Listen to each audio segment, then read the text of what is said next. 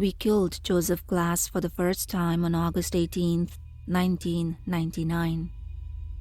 I knew he was a strange case since day one. Never seen a guy so happy to die before. It was like we were doing him a favor. He refused the automatic appeal. He refused to be seen by a chaplain. He just wanted it over with. It had only taken a little over a year, and it was already time for him to make his appointment with God. He freaked me out, just passing by his cell. He was like our very own Hannibal Lecter. The way he just stood there, in the back of his cell, like he'd been waiting for you. The lights always burned out in any cell he was in, and maintenance had gotten tired of fixing them. Not that he seemed to mind in the slightest. The darkness seemed to swallow his top half, and all I could see were the whites of his beady little eyes poking out of all that black. Billy drummed his baton against the bars. "Up and at them, cowpoke," he called in that mocking tone. "Time finally came for you to pay what you owe, you sick son of a Billy." Warden Taft silenced him with a word. "If you can't act like a professional, you're going to have to sit this one out." Billy paused and licked his chapped lips. "Nah," he muttered. "This is a show I can't miss." Glass seemed to tick Billy off more than any prisoner before him. He liked them to at least pretend to feel sorry for what they've done, or act scared of what's coming to them. This one didn't even have the common decency to shed a tear. He was as stone-faced as a statue, even while being marched to the chair. Billy liked to joke sometimes that we ought to take the guy out back with some car batteries and really put the fear of God into him. Get him to cut out that stoic act. I think he was only half joking. After what this guy did to those girls, well, Billy has a daughter, so I guess it struck a chord. We all watched him fry. The warden, his closest men, the thin-faced man representing the Commissioner of Corrections, the prison physician, the families of those poor girls. It couldn't have gone more by the book. Only oddity I'd noticed at the time was that the stench of death never quite left the clothes I'd worn that day. And then the next morning, we came into work to see the whites of those beady little eyes staring at us from the darkness again. "Good morning, sirs," he said, just as he did every morning, in that airy, hoarse little voice. I'll admit it, I dropped everything I was carrying, stumbled back, stammered like a confused child. Hell, I almost screamed. You're not... You're supposed to be..." "I don't know what you mean, sir." He leaned in like he was trying to stare a hole through my chest. His tone almost sounded disappointed. "You never came for me. You promised me that yesterday would be the end, sir, but you never came. I waited all night long. Why did you lie to me?" Me and Taft looked at each other. We both had the exact same question on our minds. If Glass was still alive, who the hell did we roll into the morgue last night? "Jesus Christ!" Taft gagged when he pulled back the cadaver cover, stumbling away. "It's Billy." I looked. I know I shouldn't have, but I couldn't help it. And I'll be forever haunted by the sight of my friend lying there on his back, mouth agape, and cloudy eyes staring into the ceiling, open wide as if he'd spent his last moments in a state of terror. The public never found out what happened. The cover-up story was that poor Billy had been taken by cardiac arrest. Internally, it was the scandal to end all scandals. Worst case of incompetence and negligence in history, they called it. They brought the hammer down on anyone even tangentially involved. Me and Taft were out on our ears, and they would have prosecuted us too. but that would have required admitting it ever happened. But I just could never wrap my head around it. Of those dozens of witnesses, not a single person noticed we were strapping a guard to the chair, not an inmate. It was impossible to the point of absurdity. Glass had been the man in that chair. I'd never been more certain of anything in my life. Some months later, I noticed power flickering off all over the city one evening. It was brief, so I thought nothing of it, at least until I got a call from a familiar number the very next morning. I understand you were one of the staff who regularly worked with one Joseph Glass. We would like to consult with you about an evolving situation. Oh. At 7 p.m. yesterday, we attempted the execution of Joseph Glass for the second time. There was a long pause, and when the voice returned, the professionalism had melted away, replaced with a baffled anxiety. And, well, it didn't work. I blinked. It didn't what? There came a long sigh. Perhaps it'd be best if you saw for yourself. And just like that, me and Daft had our jobs back. Officially, Joseph Glass had been successfully executed on August 18, 1999. Unofficially, they tried again 6 months later, just to tie up loose ends. This time, he hadn't even had the courtesy to pretend to die. He just sat there on the chair, motionless and unaffected, while the CO who'd flipped the switch suddenly seized up and began to convulse, screaming and gnashing and wailing as electricity seared him beneath his skin, clawing at his chest until his eyes popped in his skull and rolled down his face like melted candle wax. All around him, lights flickering, machines bursting from pressure, electrical panels vomiting arcs of static. It was a mess. The feds were crawling all over this case now, from a department I've never heard of. Something about investigating preternatural activity.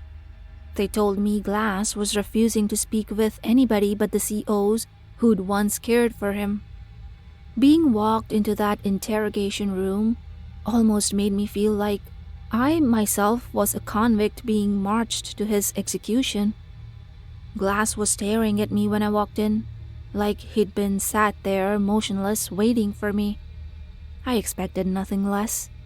I took a shuddering breath as I sat across from him. I'd sat across from serial killers and psychos before and showed no hint of fear.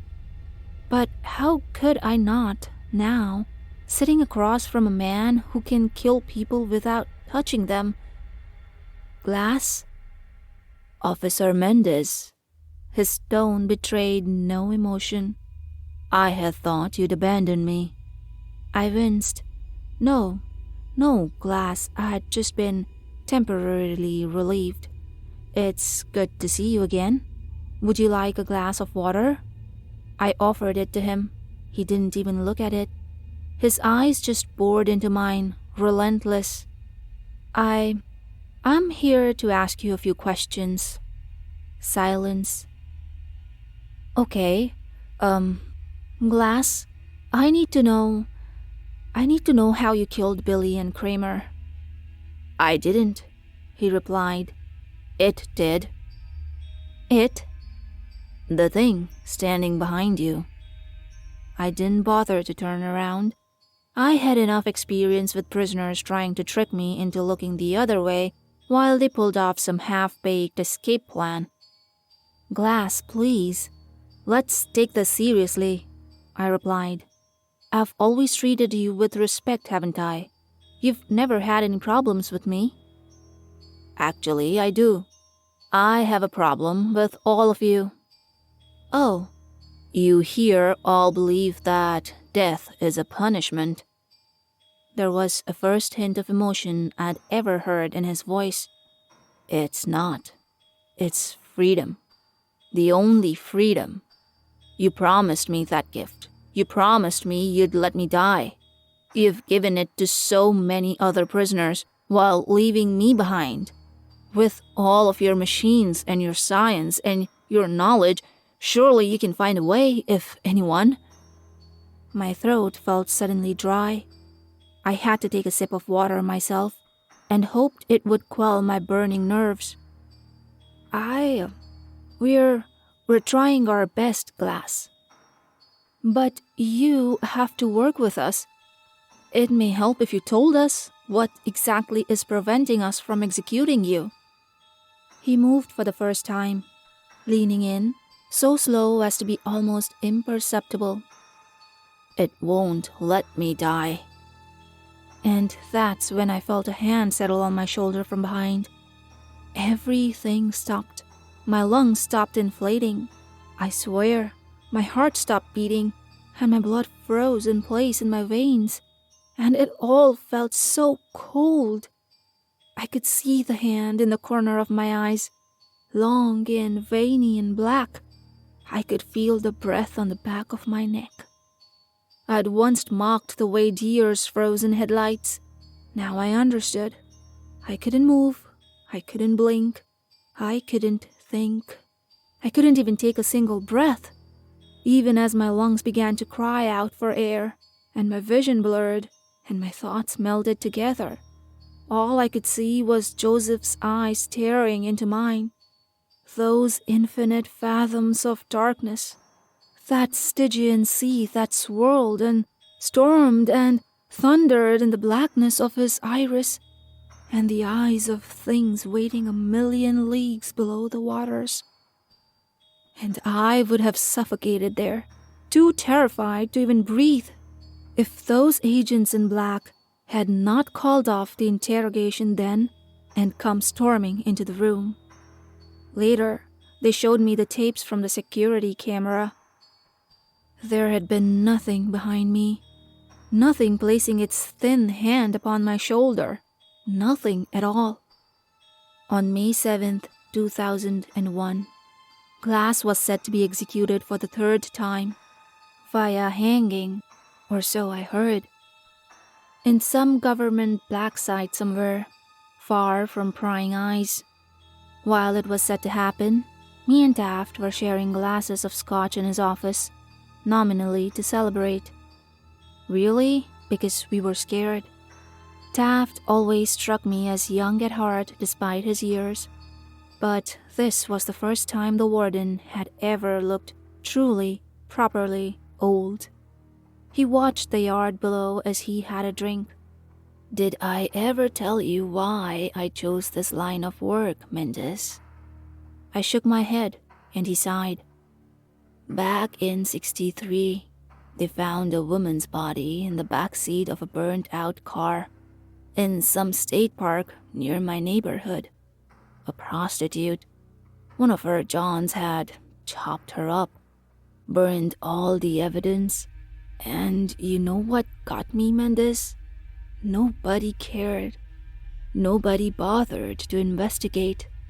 Who will notice one less hooker on the corner of Fifth Avenue, right? It didn't sit right with me. The way I see it, Mendes, every life matters, even the ones we try and cast aside. Everybody's got people who love them, and childhood memories and all that. Everybody deserves justice, no matter who they are." He set down his glass and looked me in the eyes. "So I joined the force, got the case reopened, found the guy, and I watched him fry. And I like to imagine she was there watching too, as he burned." There was a tense moment, and then a chuckle. "Course, after that bullet to the hip in '71, I couldn't walk the beat anymore, but I've been just as happy here. Watching justice be served, it makes me feel like there's some kind of karmic order to the world. Good deeds and bad deeds get repaid in kind. It was clear there was something lurking beneath his words, some unspoken thesis. Eventually, with old, wrinkled, tired eyes, he said it. "I've thought about it, and if Glass doesn't die tonight, I'm finally going to retire Mendez," he confessed. "After what he did to those girls, what kind of order can there be in a world where a monster like that is just beyond justice?" I was shocked. Warden Taft always struck me as an unmoving fixture. What would we do without him? "He'll die, sir," I promised. "It'll work this time. It has to." But he seemed deeply uncertain. With one last shuddering drink, he leaned forward. "His eyes." He stared at my expression, as if desperate for me to understand, for me to know. "Those things in his eyes. Haven't you seen them?" And at that moment, Taft was yanked up out of his chair. It was so sudden, so inexplicable, I could barely register what I was witnessing. Some unseen force lifted him 2 or 3 feet above the ground, dangling him there. He choked, coughed, and sputtered, desperate to gasp down air which would not come, and clawed at something around his neck, which I could not see. He was hanging, I realized, and with wide, horrified eyes, the same as Bully's had been. He silently begged me for help. I sprang from my chair and wrapped my arms around his dangling legs. At first I tried to pull him down to the floor, but I realized it was only tightening the invisible noose around his neck. Then I tried lifting him as high as I could, which gave him some relief, but not much. Tears rolled down his face as it swelled and turned blue. And even though I could not see the noose, I could see the bruised purple skin where it had squeezed around his neck. All the while, I screamed myself hoarse. "Help! Somebody, please! Jesus Christ, we need help in here!" But nobody came.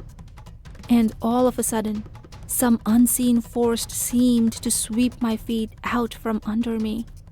I dropped like a bag of bricks, but I was so startled I maintained my grip around the warden's legs. I fell and yanked him down with me, and his body suddenly jolted with a sickening crack. It took me a while to manage the courage to look up at him. His neck had been stretched far too long, and his head was bent to the side at almost a 90-degree angle. Eyes wide, round and bloated tongue hanging from dry lips. And then, whatever force had suspended him disappeared, and his body fell upon me while I screamed and screamed. I came bursting from his office to find my coworkers casually chatting and working just outside. Somehow, despite all my screaming and begging while Taft was dying, none of them had heard a thing. I took a page from Taft. I wanted out. We were dealing with something unholy here. Something whose tendrils could reach any distance. And my life, who knows, maybe even my soul, was at hazard. But the agents in the sharp suits made one thing clear. If I refused to cooperate, well, I would make the perfect scapegoat for the murder of Warden Taft. I was marched into the interrogation room to find a Joseph Glass that had abandoned all pretense of humanity. His eyes had darkened to a pure black. Or perhaps he had no eyes at all, only windows into some place of outer darkness. I was shaking like a leaf as I sat in front of him, feeling more like a prisoner than he was. "Mr. Glass?" No reply. I shuddered, trying to focus on my little piece of paper to distract myself from the blackness of his eyes. I have some questions I'm supposed to ask you. Is Is that okay? Silence. I take a deep breath. How old are you, Glass? I thought it was just one of those basic questions. Conversation starters, really. I couldn't have prepared myself for his answer. I am old, child. His voice was nothing like I remembered.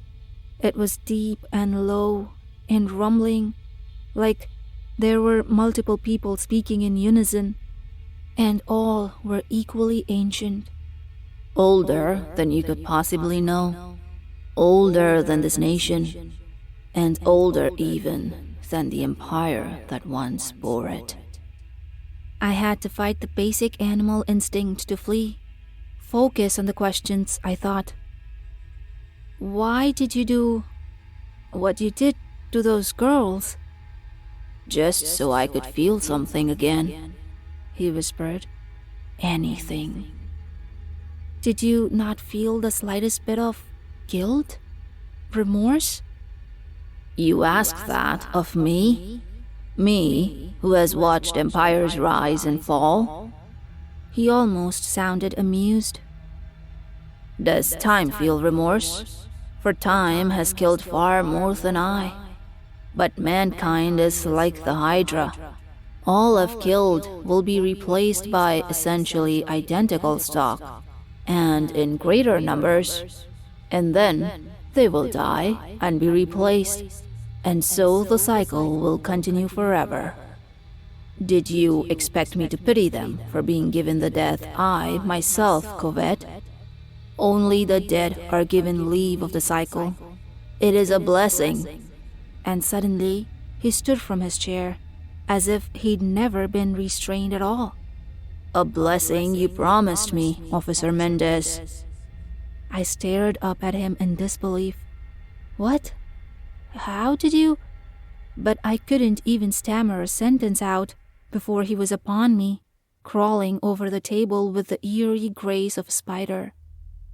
These were no longer the imperceptible hints of emotions I'd come to expect. It was like a switch had been flipped. Tears streamed down his cheeks, snarling with genuine rage, hurt, betrayal. And beneath those black seas in his eyes, all the things that haunted the fathoms below were rising to the surface. You owe me a death. Make good on your word. Pay your debt. I cried out and recoiled from his every touch with disgust. But he was stronger than he looked. I couldn't worm my way out of his impossible grip. I won't. Get off of me, you sick bastard. Do it. Pay me what you owe. It was like 1,000 different voices screaming in my ear, straining and weeping. I locked my hands around his neck and pressed my thumbs against his throat, trying to strangle him. But instead, I could just feel that grip upon my own neck, squeezing the life out of myself as my lungs burned for air. Yet I kept pressing harder and harder, as if hoping I might somehow break through whatever unholy force was protecting him. And then, those terrible hands grasped my shoulders again, and I was paralyzed by a terror that could be called nothing but ancient and primal. Like the thing standing behind me was the same force that had kept my ancestors huddled terrified in their caves 100,000 years ago. And every one of those voices was crying out to me through my very blood.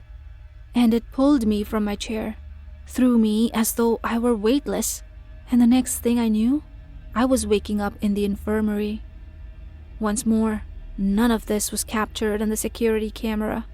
In the footage, I just enter the room and have a seat with strange, almost robotic movements, and then the both of us just sit there, staring at each other, without speaking, without moving, without blinking, for an hour.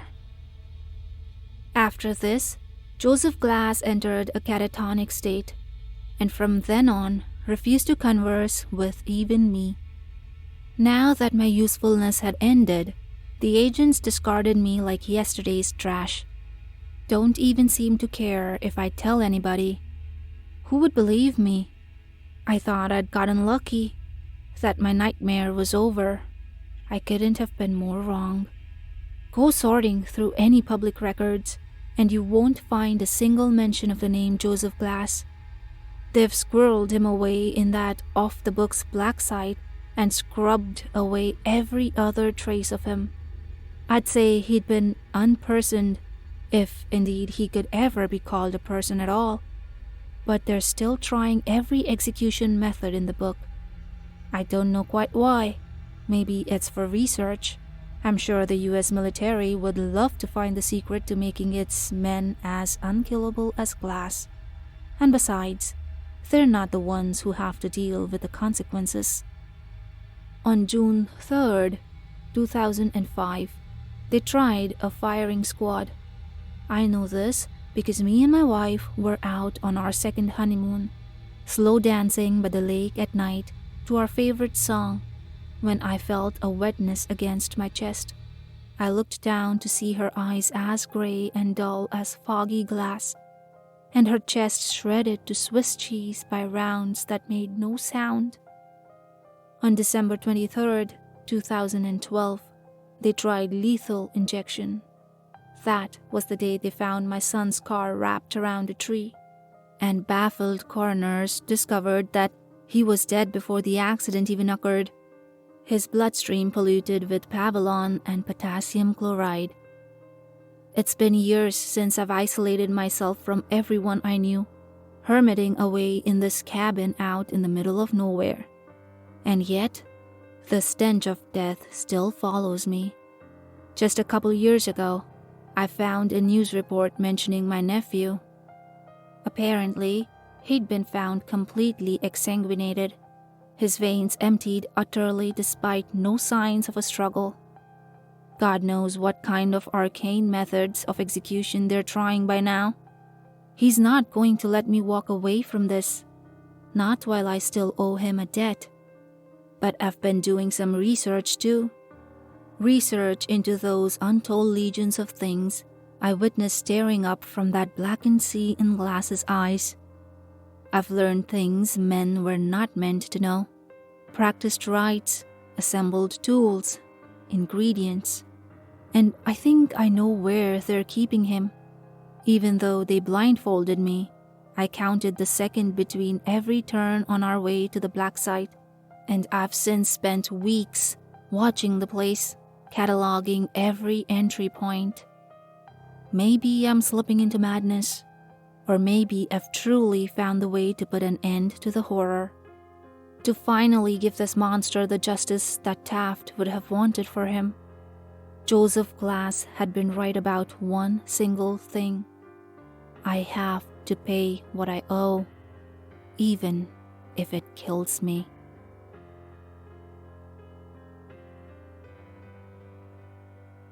The horror doesn't end here. Choose your next nightmare for more chills.